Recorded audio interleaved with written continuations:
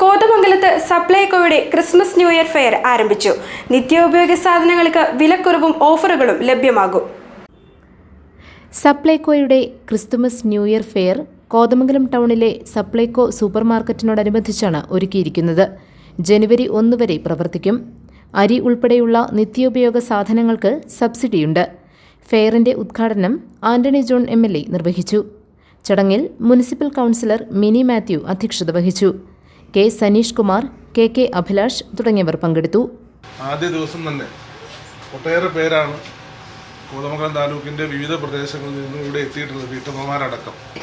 അപ്പം അത് തന്നെ ഈ ഒരു ക്രിസ്മസ് ന്യൂ ഇയർ ഫെയറിൻ്റെ സ്വീകാര്യതയാണ് വിളിച്ചറിയിക്കുന്നത്.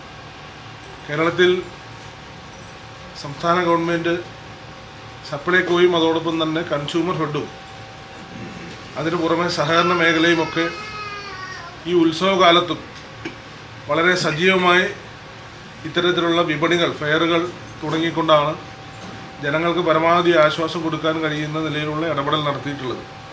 ഇപ്പോൾ മുൻ വർഷങ്ങളിലൊക്കെ നമ്മൾ പരിശോധിക്കുമ്പോഴും ഓരോ ഉത്സവ വേളയിലും വിപണിയിൽ ശക്തമായ ഇടപെടൽ നടത്തിക്കൊണ്ട് വിലക്കയറ്റം പിടിച്ചു നിർത്താനും അതോടൊപ്പം തന്നെ സർക്കാർ സംവിധാനങ്ങൾ ഉപയോഗിച്ചുകൊണ്ട് പരമാവധി ജനങ്ങൾക്ക് ആശ്വാസം കൊടുക്കാൻ കഴിയുന്ന നിലയിലുമാണ് ഇത്തരം പ്രവർത്തനങ്ങൾ സർക്കാർ ഏറ്റെടുത്തിട്ടുള്ളത്.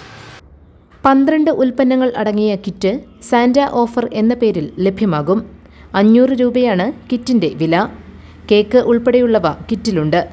എല്ലാ ദിവസവും രാവിലെ 10 മുതൽ രാത്രി 8 വരെയാണ് പ്രവർത്തനം. GTV news, Kothamangalam.